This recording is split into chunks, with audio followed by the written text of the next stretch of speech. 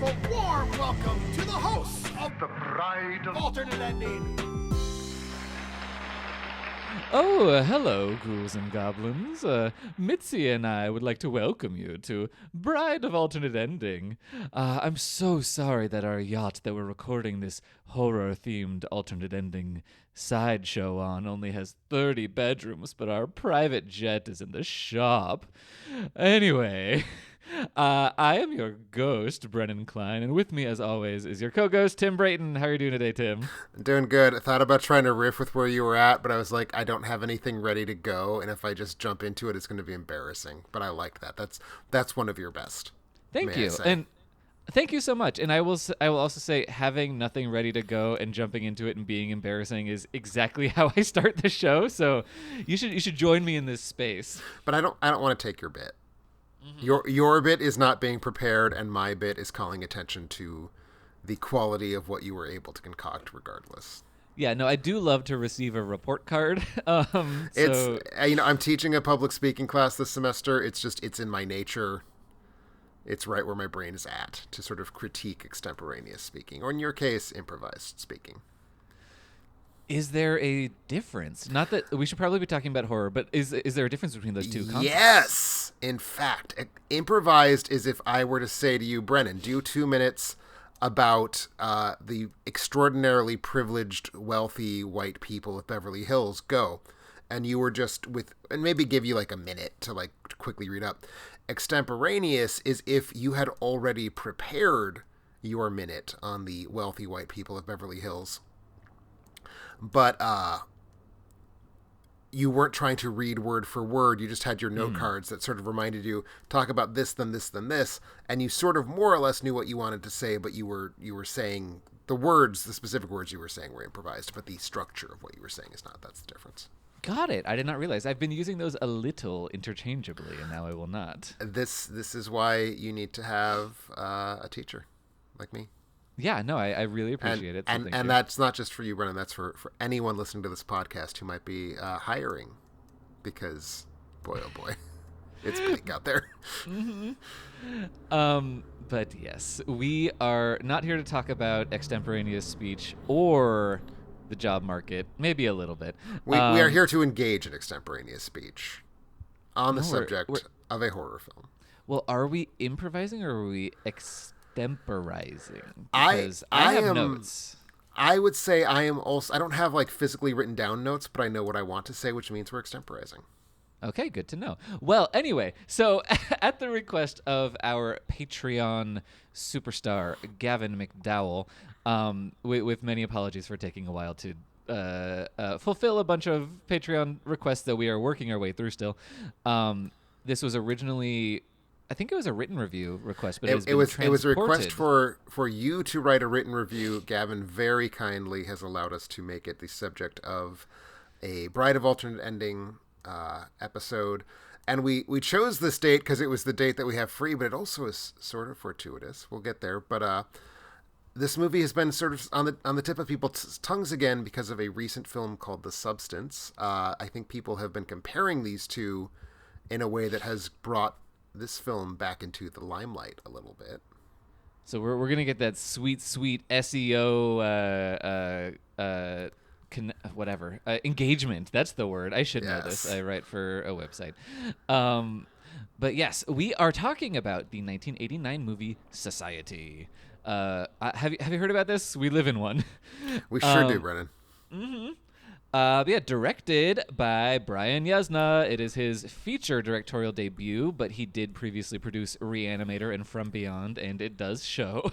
Yep, it is. We'll get there. Yes. And he later went on to direct The Dentist, Return of the Living Dead 3, Silent Night, Deadly Night 4, you know. And he directed the 2 Reanimator sequels, did he not? Yes, Bride of Reanimator and Beyond Reanimator. He did both of those as well. I think he probably came to prominence at the exact wrong time as a director. Yes.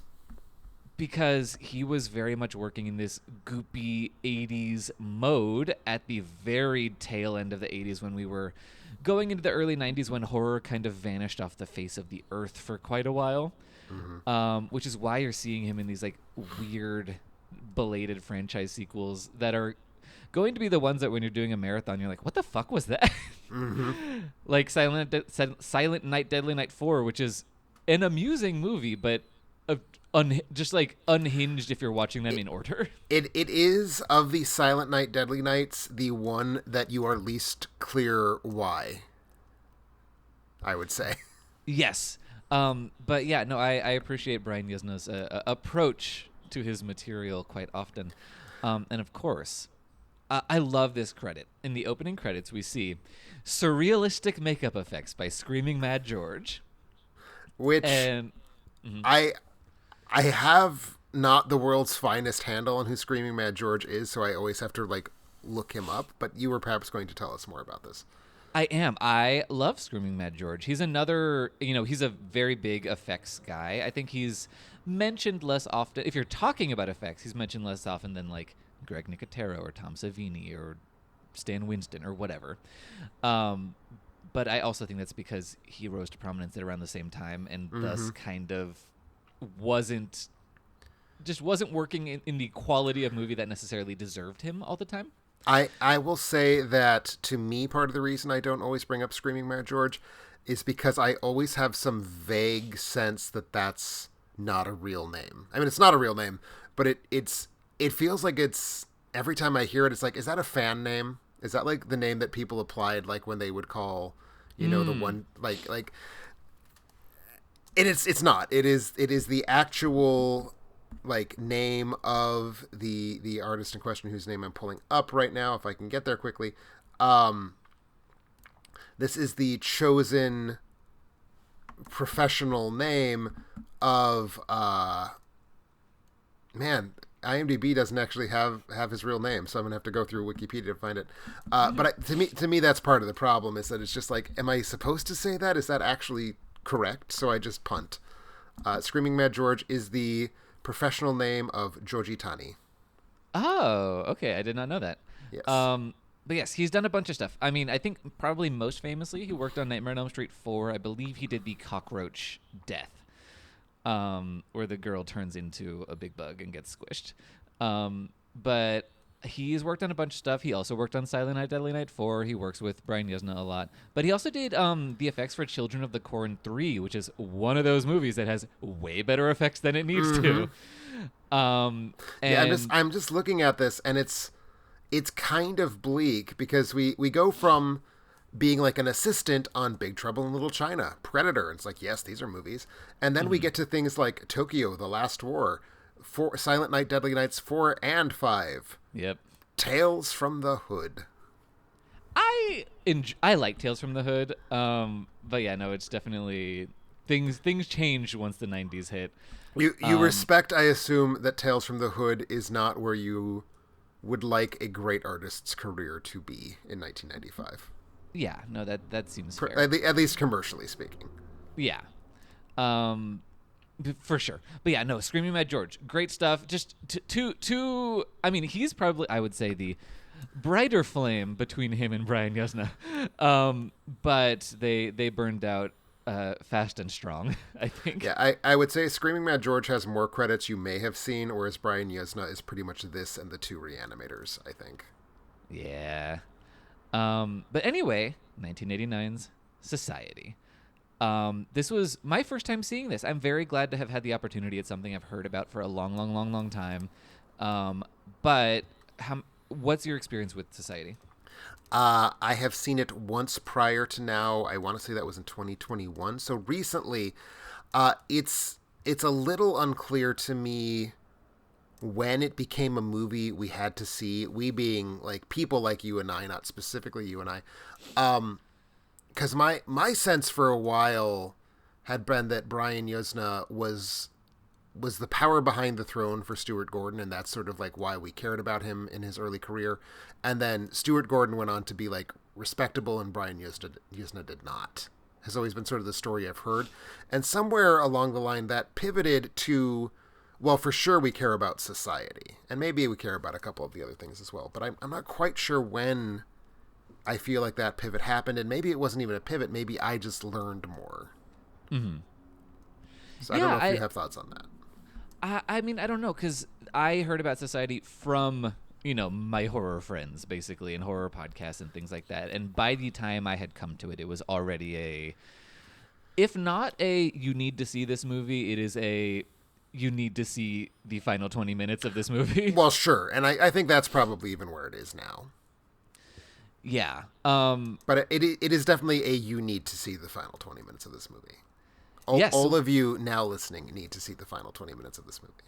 Yeah, because there's no way that we could, even if we described it frame by frame, it still wouldn't do justice to the experience of watching it. I watched it on my own while my boyfriend Ben was at work, but when he came home, I did show him the final 20 minutes of this movie. There you go. But there is a plot attached, if you want to call it that. So let's break it down a little bit. I think what? Oh, I was going to say, do you want me to take it over? Because I feel like I am warmer to the plot such as it is. Yeah, hit me with it. So this is, as you pointed out, Brennan, a film about society, that place where we all live, but it is also, the title's a pun, a subtle one, it is also about society in the sense of high society. So it's both like societies and culture, and also societies and the esoteric set of social norms that the very fancy people live by. Yes, the hoi polloi who basically live in castles, and their seats in their living room are just thrones. They're sitting on thrones. It's kind of great. Objectively so. And it's set in Beverly Hills, filmed in Beverly Hills, I assume. And I will spot the movie being set in Beverly Hills. It's a movie. Brian Yuzna is based in California. It feels to me like it's about old money in a way that I don't feel Southern California is old money, but maybe I'm wrong. Maybe you can disabuse me of that notion. That is a great point. That's not something I was thinking about, but you're totally right. There are, I mean, look, I am not... Like, if this movie's set in Westchester, it just feels more cohesive in a way to me. Yes, I think you're right. I think that the exact kind of old money kind of hoi polloi that they are parodying is definitely more of the kind of East Coast, Cape Cod kind of... I mean, that might not even be fancy enough, but just that kind of vibe. We're on some sort of very cold beach. Every person who is at this party can tell you which Mayflower pilgrim they are descended from. Yes, exactly. Look, I'm not really rubbing elbows with the moneyed classes of California in general, but we are very new money. I think we have a little splashes of old money. Like there are, the families who are the names of cities in this area, or the people behind the Huntington Gardens and the Huntington Library, and the people behind the Griffith Observatory and the Getty Center, and those families are very well established, very rich, and so there are their architecture will look like that, and that's in California. And obviously the big house that we're seeing here is in California as well. And when I was showing Ben clips, he was like, that does look like the Huntington Library. So it is we have that a little bit, but not in the same, and not in the widespread way that this movie would suggest, I think. Right, because my sense, at least, I mean, California is not old. It is... No. The Los Angeles metro area is by and large a creature of the post-World War II era, with exceptions, but certainly as a major world city, as opposed to just the place where the movies get made. It is quite a young city. And I think the plot sort of assumes subterranean depths of money tendriling through the earth for hundreds of years. But, as you say, even Getty is someone who came from the East Coast to the West Coast with all of his money. So maybe that's a way we can square this. But at any rate, in this high society of Beverly Hills, there's a young man. His name is Bill Whitney. He is played by Billy Warlock, who has an unfairly good name for someone who's getting cast in horror movies. Yes, but he has that unfairly good name because he is the son of Dick Warlock. Which is an even better name. It's an even better name, and he played Michael Myers in Halloween 2. He was also the stunt driver in The Love Bug, according to this. Oh, that's fascinating. There you go. But Billy Warlock, who basically immediately went to television, I think this is really his only lead role. He did a bunch of soaps. He was in Baywatch for a couple seasons. Yeah, he was in some Baywatch. He is probably his next biggest thing, and I feel real sorry that I just described it that way. He was Lyle Menendez in the film Honor Thy Father and Mother, The True Stories of the Menendez Brothers, which I do remember being like a thing in really? 1994. Oh, okay. Like, not like a thing like everyone was seeing it and you had to talk about it around the water cooler, but like you remember when you were watching the TV you wanted to watch and you'd get 7 advertisements for it and you're like, well, I'm not going to fucking watch that. But like I remember the advertisements in a way that I do not remember the advertisements for 2003's Baywatch Hawaiian Wedding. Yeah, that sounds... Oh, sorry. That sounds about right.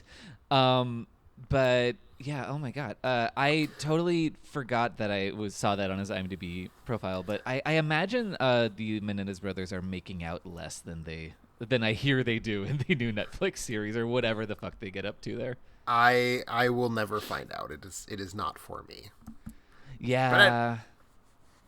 But anyways, we have here our Mr. Bill Whitney, who lives with his fabulously wealthy family in a fabulously big and tasteless Beverly Hills mansion. And he's a teenager, so he's got that sort of teenager dislocated situation on where he just doesn't feel like he belongs in his family. He doesn't think the society is working, man.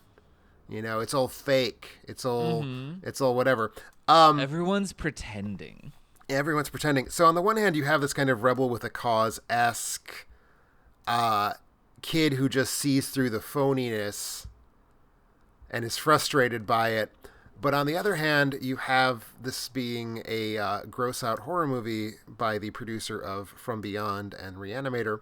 So it turns out Bill is right, not just in the kind of Joker-esque we live in a society way, but in the, no, there's actually some sort of insane conspiracy percolating through the halls of Beverly Hills way.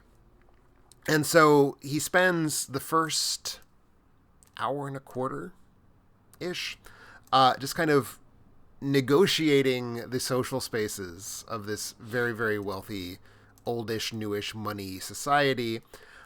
His sister has her debutante party while he's kind of going through all of this, and he encounters a recording made by one of his weird paranoid nerd friends that would seem to suggest that the debutante party where he was not able to go may have been some sort of revolting incest-based orgy.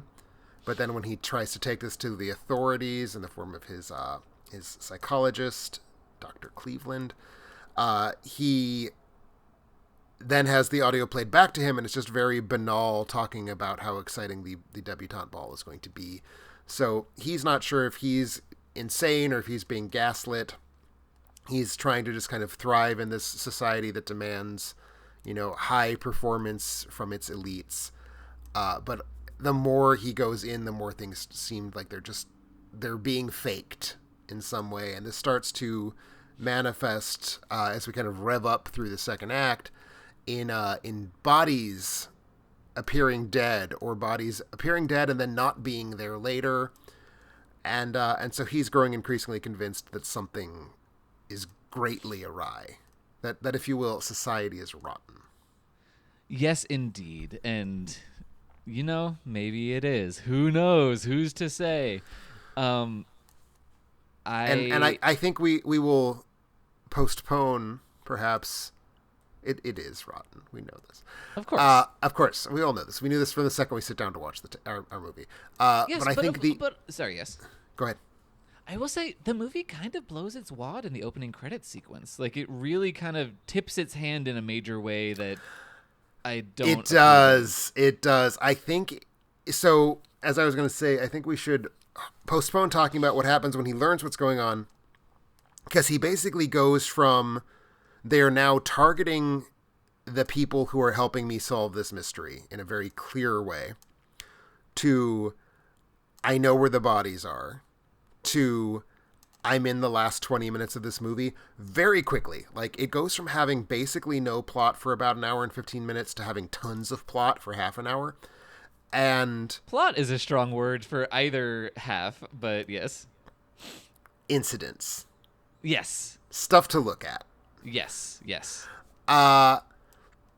And I think we'll certainly be talking about those last 20 minutes, but they're sort of just like going from a weird sense of unease to the actual meat of the last 20 minutes.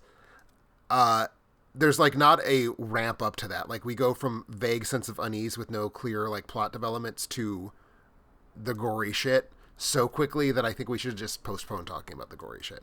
Yes, no, that makes sense. So, I mean, for me, that first hour and change was a pretty brutal watch for me. I found it extravagantly boring. I'm never a fan of what's real, what's in my head. Am I imagining things? Because I've talked about this a bunch of times before, but it's a movie. It's all fake. I don't really care what's real or not in this fake universe. It's just not something that has ever been compelling to me. And maybe it should be, but it's not. And there are good moments and there are eerie moments, and certainly there are early moments where the Screaming Mad George effects kick in that are very neat.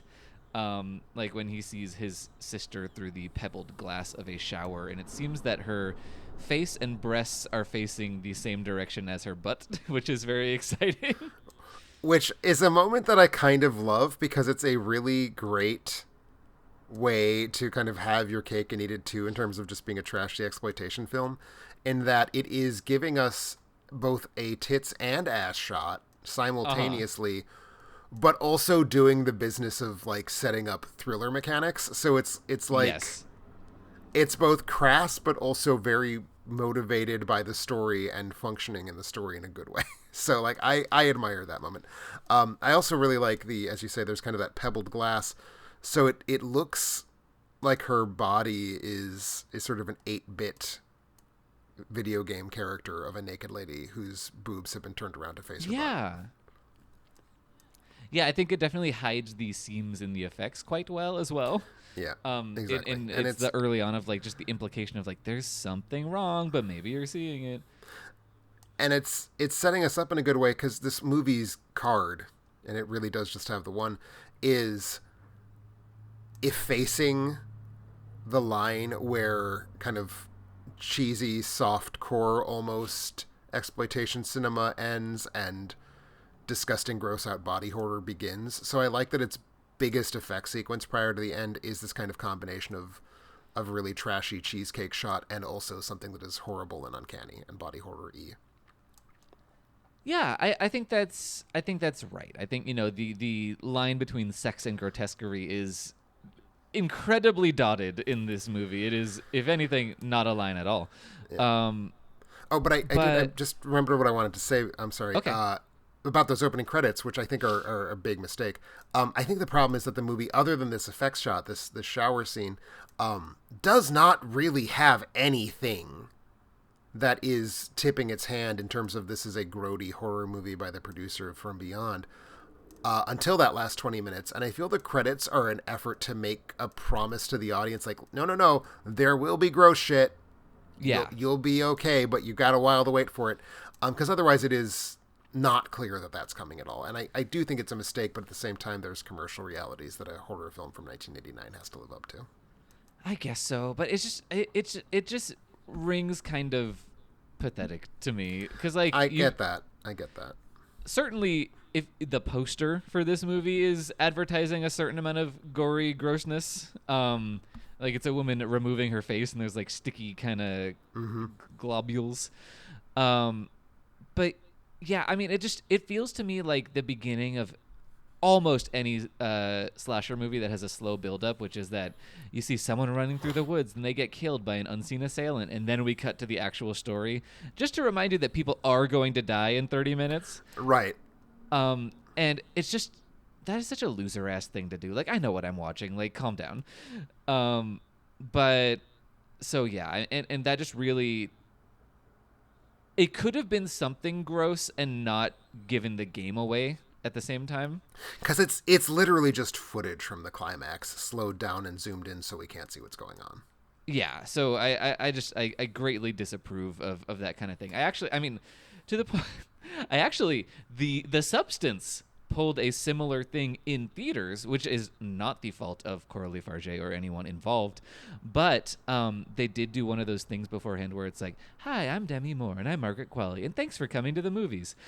You're about to watch The Substance," and then they show you like 45 seconds of footage from The Substance before The Substance plays, and I was like, "What is the purpose of this?" Mm-hmm. That shit just annoys the fuck out of me. Like I already find those "thank you for coming to our movie, seeing this movie in theaters supports whatever," I find that to be a very tedious thing to do. It's like, I'm in the movie. Yeah. I already paid you the money. So you don't need to like encourage me to pay you money to see this movie in a theater, because I've done that. That's why I'm hearing this message. And you're not present. Yeah. Right? Pedro Pascal and Paul Mescal, and guy who plays the one emperor who never talks in the bumper in front of Gladiator 2, which really also annoyed me. They had 3 people and only 2 of them spoke. And it's like, why did you have a third person? Did he just, like, every time he opened his mouth, did he, like, say slurs? So you just had to cut around it? Like, what's going on here? But, I don't know. Something about it just rubs me the wrong way, because it's like, you're not thanking me.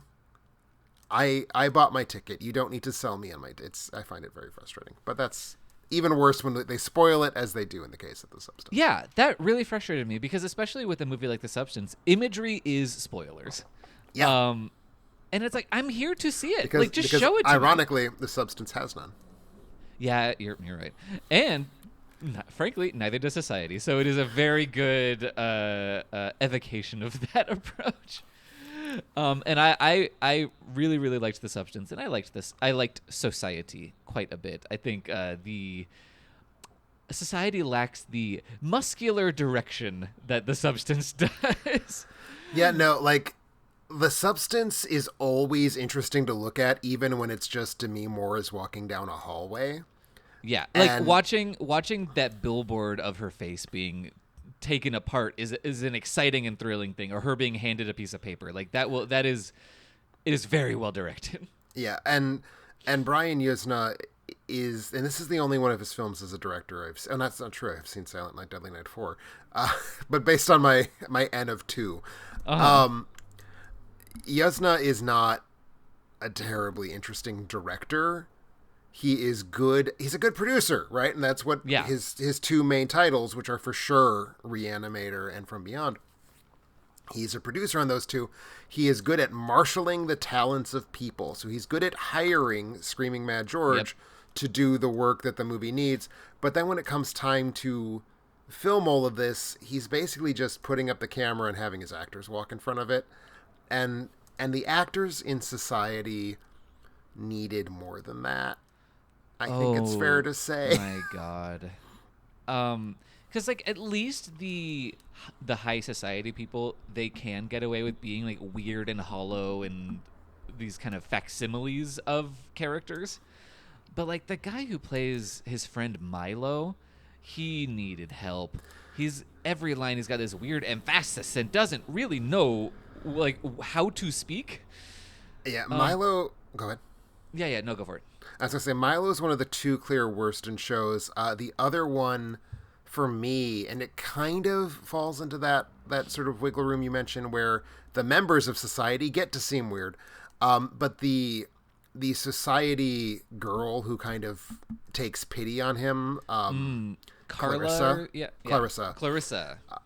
Played by Devin DeVasquez.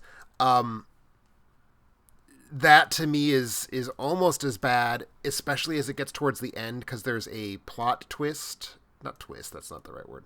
There is a plot happening that required...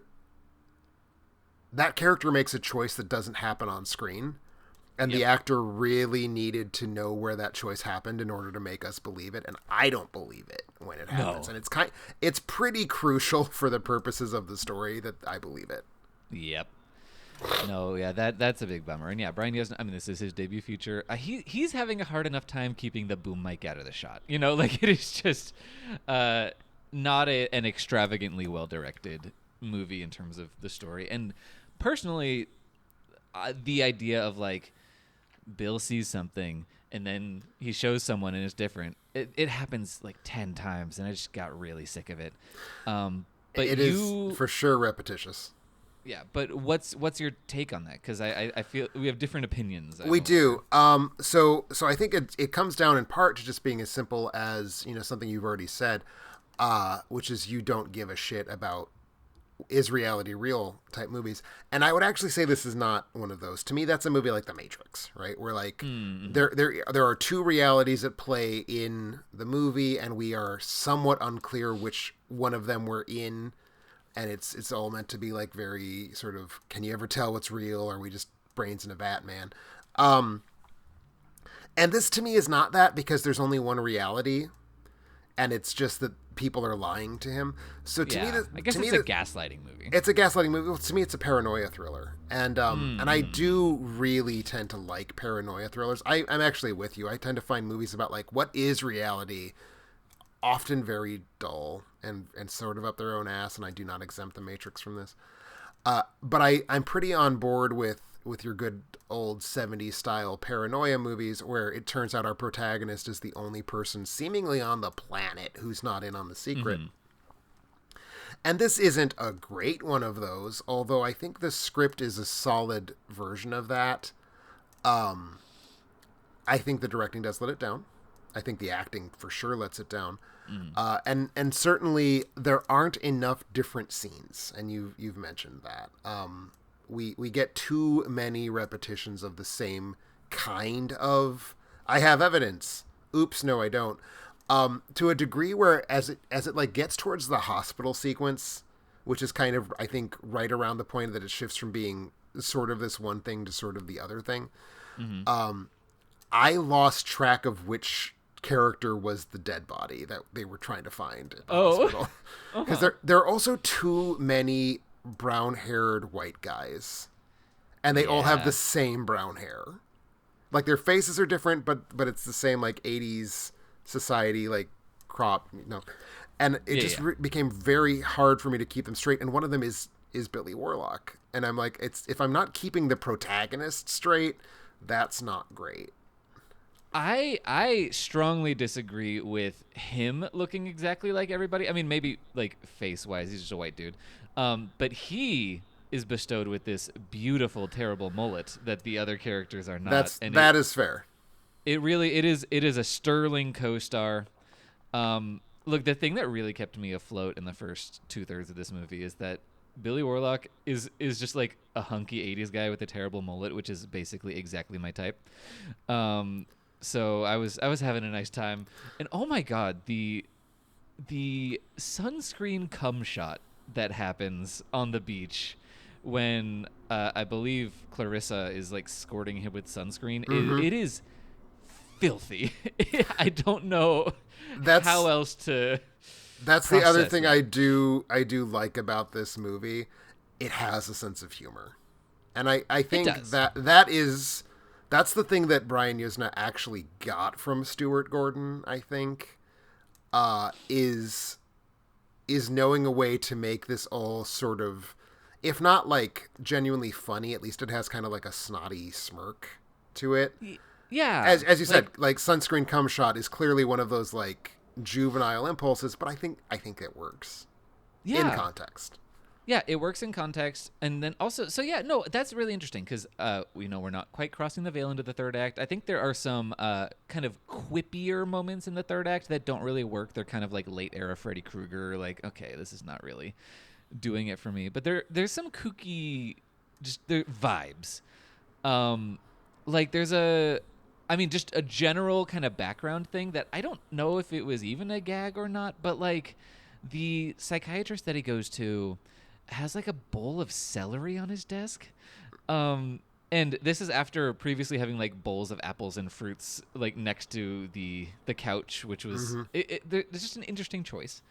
But then when Clarissa has bedded Billy Warlock, she offers him tea, and she's like, "Do you want cream, sugar? Should I pee in it?" And it's like part of that is like, okay, the world she exists in is different than his, but it's also just really silly. Exactly. And And to me, that does carry over a lot of the sort of flatness of the visual directing, that I do think the movie has a good tone. And that's part of directing. So I don't want to just bag on Brian Yuzna, because I do think that I like the sort of paranoid but also silly tone. Yeah, no, I'm not looking to bag on Brian Yuzna either. Like, I will watch any movie if his name is attached just to see what's going on. He has some of those his are going to flaws. take you to some of those are going to take you to bad places. But yes, I think that is an impulse that people like you and I have. Yeah, like he has his flaws, but I think his sensibility is where I want to be. Basically, Right. like Right. it's a good sphere to exist in.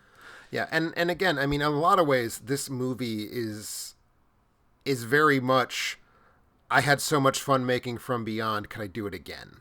And it's not as good as From Beyond. It's not close to as good as From Beyond. No, because not at all. he's not close to as good as a director as Stuart Gordon. But I think he was an avid student of what was happening in From Beyond, and even though he doesn't quite have the chops to make it happen, he's making the right choices. He's just not making them very well. Maybe is how I would characterize the way that I feel about a lot of society. Yeah, I can agree with that. And speaking of, this is it is almost an elevated horror film in the sense that it has themes and social satire, and I think that is among the worst things that it does. I struggle with how seriously the film takes its themes. If it takes them seriously, I think that's a problem. Yeah. But if it's more sort of just like, look, we needed something to glue this all together and this is what we picked, I'm sort of okay with it. I'm with you. I don't think that it really even functions as a framework to hang the thing that it's doing on, and we'll get to that in the ending. But the themes are just so vapid and like glanced at, and it spends enough time with them that you do think, am I meant to be getting something from this? It's kind of perplexing in that way. It's perplexing because in a sense it's not exactly the same theme as Bong Joon-ho's Parasite, but it kind of is, because it's basically like, what if the rich were the parasites sucking the life out of us? Is kind of what the movie is saying. Explicitly. Explicitly, like that's almost a quote. That's very close to being a quote. The phrase "suck off" is the one that was used, Yes. and I have my quibbles with that as far as delivering a theme, but it was an interesting line. It is a line that I think could have landed a lot better if it were being spoken in the voice of an actor who understood what he was trying to do with it. And that gets us back to whatever else I can say to kind of quasi-defend Brian Yuzna. He is a good director of actors, will not be on that list. But no, so like it's... I mean, in Silent Night, Deadly Night 4, Clint Howard directs himself, I feel like Clint Howard directs himself when he is working with far more storied directors than Brian Exactly. Yuzna. But it's not Parasite. It's not like, Jordan Peele here. Like, and it is aware of that. Yeah, like it's tough because it's like the themes aren't the point of the movie. They're just in a lot of the movie. And it's tough for me to say, is this a movie that's trying to be themes and isn't, or is this just a movie that needed to fill some time and themes were a way it could do that? Yeah, because, acting wasn't, no one's getting a Shakespearean monologue out of this. So, yeah, I don't know. It's just really a lot less of that first part was working for me than it was for you, and also than I kind of expected it to, because I was kind of expecting like a kooky 80s romp, and you kind of get that, but the kind of lackadaisical paranoid thriller just wasn't connecting with me. That's fair. And I will say, now that I've seen this movie twice, two responses I did not expect to have. One, the first 75, 80 minutes actually flowed better for me, because I remember the first time I saw it, and I still liked it. And I think, to me, this is a 3-star movie whose final 20 minutes nudge it up to 3.5. I've had it at 3.5 both times now. So I'm not saying this is a great paranoia thriller. I'm saying this is a 3-star paranoia thriller that then has like a 4.5-star climax. But I still like it. That being said, it felt swifter to me the second time through. And I think maybe it's because, like, now that I know that we will eventually get to the fireworks factory and I know what the fireworks factory is, I wasn't impatient for it. Because you hear about this, about society, and if you hear anything, you hear, oh my God, there's this bonkers body horror thing. And you're sitting through 75 minutes of pretty thin, like, Family Ties-esque satire of, like, the rich in California. And it's not body horror at all. And I think once I know that the movie isn't just having me on and that it does in fact have the goods, like, I think I was a little bit more willing just to roll with, like, Billy Warlock kind of being stonewalled by a bunch of vapid white rich people. You know, maybe I was just in a good mood. I don't know. But, like, it's not doing anything particularly good or special, but I was able to vibe with it. But the other response I had that I was a little disappointed, honestly, the massive explosion of body horror, I think once you see it the first time, it's not going to surprise you the second time, and maybe that's just what I was experiencing. Because it was good. It was real good. But like when I rewatch From Beyond, I still feel like repulsed and shocked by it, and I was neither repulsed nor shocked my second time through the climax of the society. Okay. I think that's interesting because I watched it twice in one day and I found it to be equally solid both times. But, you know, I did need to give it a little bit of a percolation. Yeah, I feel there's a difference between twice in one day and twice in 3 years. Yeah. But I mean, in terms of its specific comparison to From Beyond, I think From Beyond still feels like, I think what I'll say before we start talking about this is let's start talking about that third act. Like, shall we let those that conversation flow? I think we can. I don't think we need to make a big deal about it, but I think when we talk about it, we can talk about it because it's the thing people know about. If you're listening to this podcast, it's the thing you know about it. So we're not really spoiling anything. Yeah. Okay, so the thing that From Beyond is operating with is it does feel like it is this violation of the human body in this really intimate way. Like I mean, that is almost always the gore that works the best. Like if you're in Black Swan when she pulls that hangnail that she has, that's the stuff that will make me squirm rather than like heads being chopped off or whatever. So the pineal gland like extending out of the hole in his forehead, like that's just grotesque, and that's something that is so small and feels just utterly wrong. And I think that has a lot of potency and has a lot of rewatch value. But a lot of the things that are going on in the shunting and the orgiastic celebrations around it, they're very, as the opening credits say, surrealistic. They're not really connected to an idea of a body in a lot of ways. And I think the biggest thing that's supposed to accomplish that is the idea of a fist entering your ass, which is something that, to be fair, not everybody does. It's not something that I have done, but it's also not the idea of something being after in you there. said to be fair, I was like, this is gonna go someplace. I don't know where that place is going to be. Let's wait it out. I was like, that I've not personally done it, but also the idea of something being in there is not shocking to me as a gay man. So like that doesn't feel like a violation as much. What happens afterward, yes.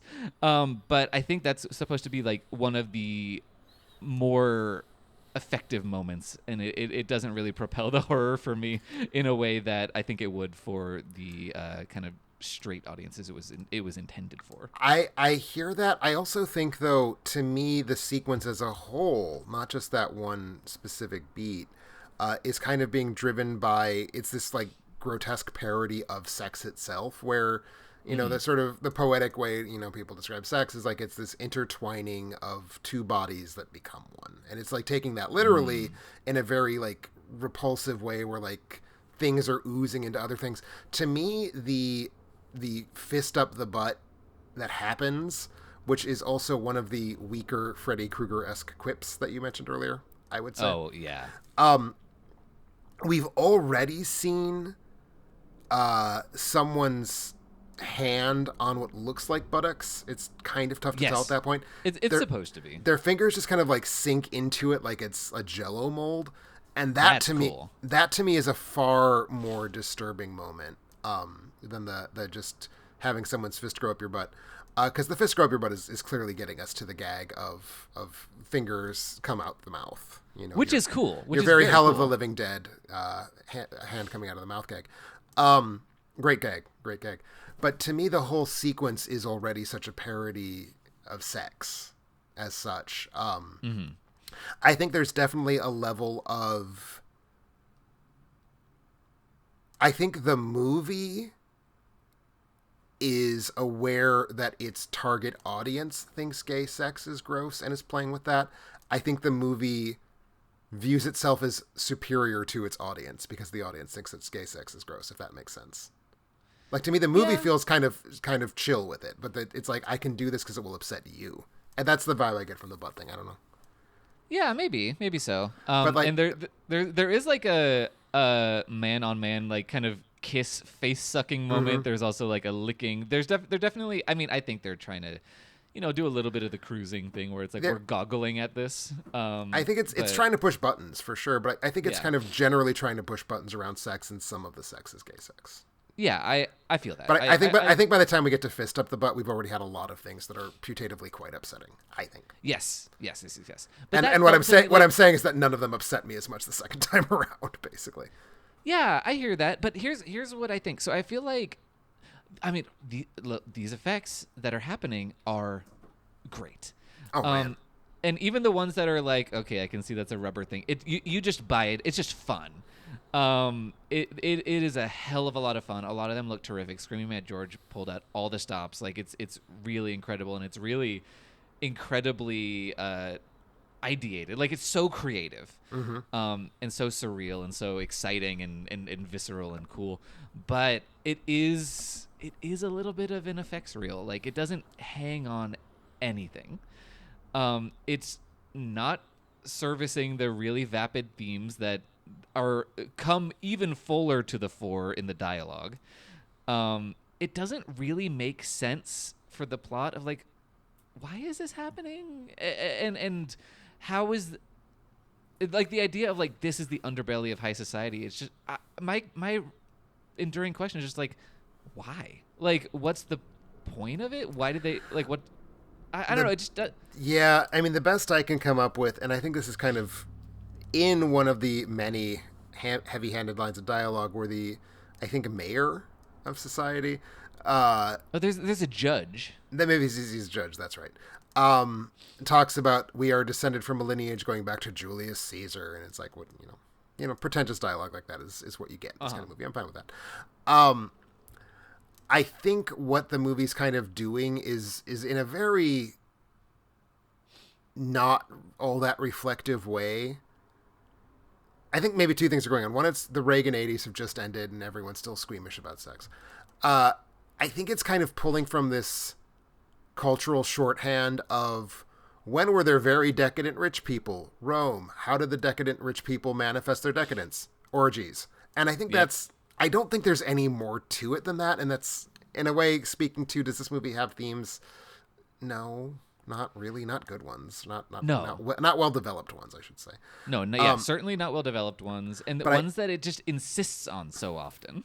Yeah, but I think that's just kind of what it comes to. It's just this sort of fairly lazy, rich people have big pile-up orgy type things. It's like, well, same with like Eyes Wide Shut 10 years later.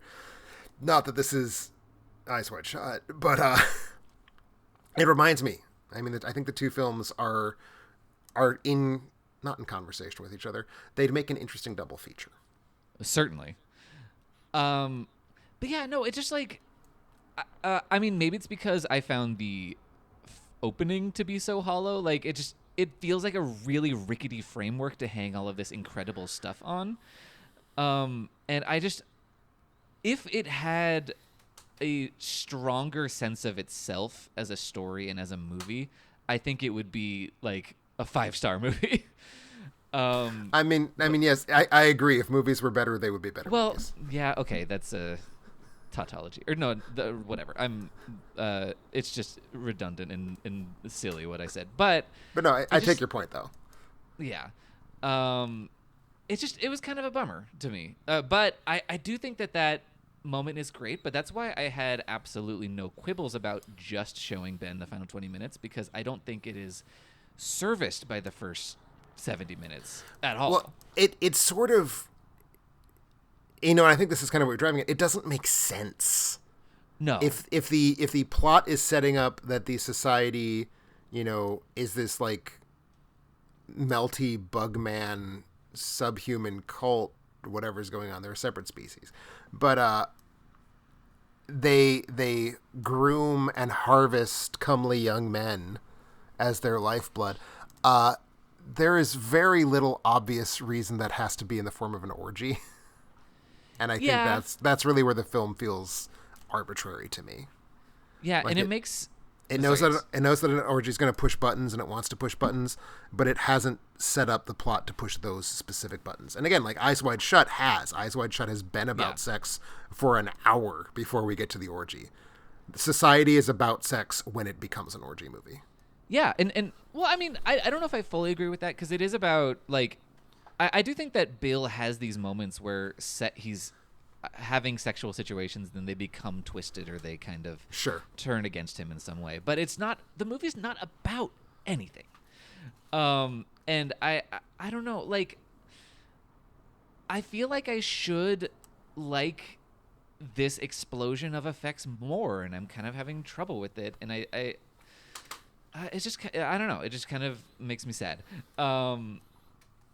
But I don't know, I think it's just like the things that it chooses, it's a very plotty movie. It has a lot of plot that then all completely unravels and doesn't do anything and just kind of sits there.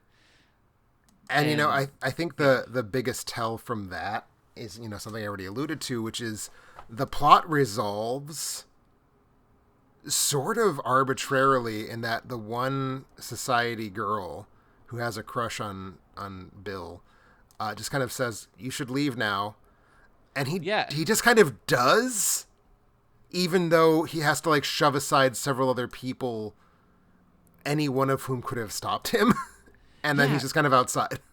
Well, it's really aimless, because this is so basically the third act. It keeps happening. So he gets carted away to the hospital, and then they let him leave for no reason, and he goes back home, and then why did he do that? And then he ends up at the orgy, and he's got this like those kind of like wire neck catchers that they do to like catch rabid dogs or whatever. He's trapped in one of those, and she lets him out, and he just runs upstairs and looks at some kooky crazy effects, which are great. Which we have not talked about that scene specifically, when he encounters his family in their bedchamber. But so he runs upstairs, and then he gets caught again by someone else, and then she lets him go again, and then they run away. It's so aimless and meandering and pointless. It's pointless. It doesn't require the hero to have achieved anything, really. Yeah. Like there's not like there is a fist fight, but it feels like the fist fight is sort of immaterial to whether or not he's able to leave.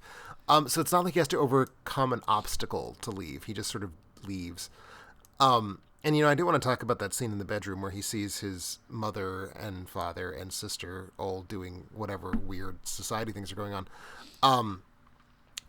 I think there's great effects in that sequence. Like really some of the best effects, maybe individually in the whole movie, is the father's head coming out of a butt. But I feel that scene doesn't hit the way it's supposed to, because the movie had like started from Bill feels like his family isn't really his family. So by the time we get to this point, and it's very clear that the family's not the family, it no longer feels like the kind of Oedipal nightmare that I think it was supposed to feel like. Because you never see them acting like a family in the beginning. Yeah, that's the thing. Right. From the moment we first see him interacting with his mother, something's already wrong. So it's not like we're seeing a violation of something. We're seeing a continuation. And that, I think, is... I think the movie thought it was going to be... Because the movie's just like, what if a fully grown woman was coming out of her mother's vagina in a sort of horrible pastiche of birth? And it's like, well, okay, but like you didn't do anything to earn that. And I think that's the scene that maybe specifically suffers the most from what you're talking about, where it feels like the climax is not really glued to the rest of the movie in any way. Yeah, and it could have been more because it's great, but it could have been more robust in a lot of really obvious and easy ways. Mm-hmm. So yeah, that's just kind of a bummer. But truly, I mean, great effects. That big, giant kind of couch shunting set piece that we see when Milo is coming in and kind of witnessing it is so cool. Where it's just, like, everyone's connected and like, it's just like, again, the vision is there. It's just not. It's just floating loosely around. Exactly. And like it gets us to a place I like being. I will say here is my sort of maybe hot-ish, I don't know, take comparing the substance to Society. I feel like Society kind of has a dithering plot that eventually gets us to someplace I love being. Because I really, even quibbling aside, I think this is a phenomenal climax. I think the substance is equivalent moment at the climax where it becomes this huge body horror extravaganza, to me is far and away the weakest part of the substance. Yeah, I don't disagree with that. I definitely warmed to that sequence in the substance by the end of it.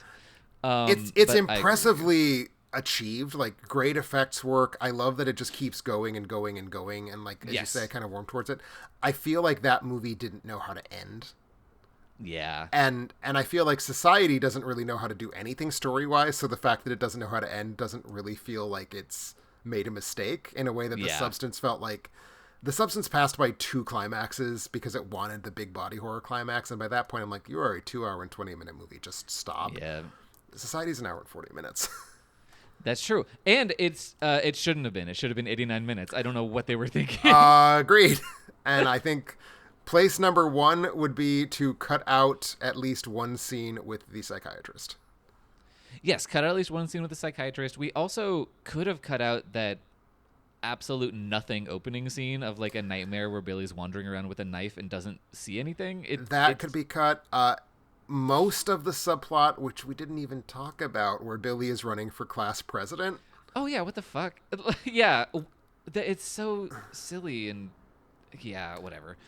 I liked Society. It just, again, there are easy fixes that could have been done, but it's a movie that came out quite a while ago, and there's nothing I can do about it, and I'm glad I watched it.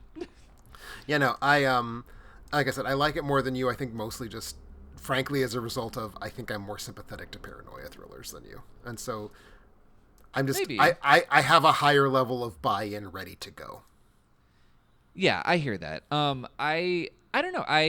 There is a certain amount of paranoid thriller that I can get to, especially when it is like a women's picture paranoid thriller from like the 50s and 60s, like Rosemary's Baby or like I Married a Monster from Outer Space. That kind of thing I have a lot more sympathy towards. And like, I mean, I even enjoyed like The Screaming Skull, which is not a good movie. So maybe, I mean, we could have kept the hunky mullet boy, but maybe he could have just been the sidekick to a female lead, and I would have had more interest. I don't know. Maybe that's something I have a better time of connecting with because of. I think those movies play a lot better on the way that Society is structured to ignore the problems of women, as opposed to the problems of strapping white men who are very popular at school and are jocks. Like, I think that maybe was another thing, where it's just like I don't really care what's going on with him. Right. And again, I think I just sort of. That doesn't bother me as much, I think, is really what it comes down to. I'm sure there are plenty of paranoid thrillers with men that I'm just not thinking about that I like, but this is me improvising. No, I mean, for me, like, not that this is the Parallax View, but like that would be sort of my go-to, like the Parallax View, 3 Days of the Condor, those kind of movies. And this is not as good as any of them, but it tickles the same pleasure sensors in my brain. Yeah, fair enough. And again, I don't think this is a great paranoia thriller. I think it's a paranoia thriller that's good enough to get me to the orgy scene. Yes, I understand that type of feeling. I just did not feel it in this case. Right. Is there anything we haven't covered? I feel like there must be, because this conversation has not gone into nearly enough outraged detail about how blunt this movie's dialogue is, but maybe we'll be happier if we don't. Yeah, I feel like I would be. I mean, I guess we could talk really quickly about another thing that's just kind of there and doesn't make sense, which is the weird, like, silent. She's meant to be a grotesque figure, but like the mother of Clarissa. Yeah, I don't know like, what's going on with her. I have no idea what function she's supposed to be serving in the story. No, she does not serve one, and it doesn't make any sense for like how this society is supposed to function. But I think we're meant to go, oh, it's a fat woman. That's scary. And she's wearing crazy makeup, which I did enjoy. I thought she was styled quite well. But she's just like a John Waters character stumbled into this movie out of nowhere. That's a great comparison. My God. Yeah, but like a John Waters character who is also a like voodoo zombie. Right. And like it doesn't make sense because like what about the way society works is meant to manifest in this like very obviously brain dead woman who is part of it. Like she's part of society, but she's like an outcast because she's again like brain dead. Why? What is this doing?